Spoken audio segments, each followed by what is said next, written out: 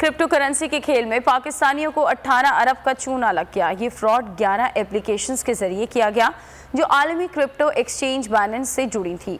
FIA अब इस सारे मामले की तहकीकात कर रहा है और इस सिलसिले में बाइनेंस को नोटिस भी जारी कर दिए गए हैं और FIA को ये शक है कि ये टेरर फाइनेंसिंग और मनी लॉन्ड्रिंग के लिए भी यही तरीक़ाकार इस्तेमाल किया जा रहा है।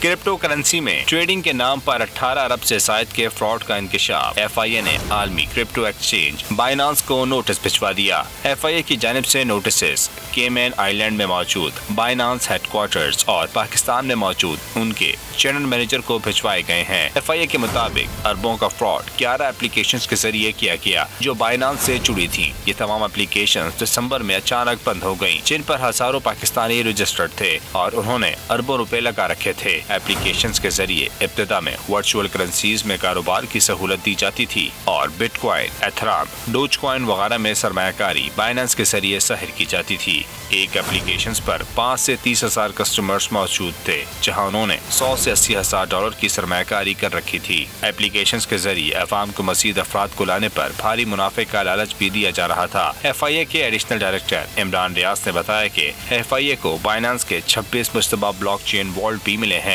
जिन पर रकूम ट्रांसफर हुई। बाइनेंस से इन ब्लॉकचेन वॉल्ट की तफसीलात भी मांगी गई हैं।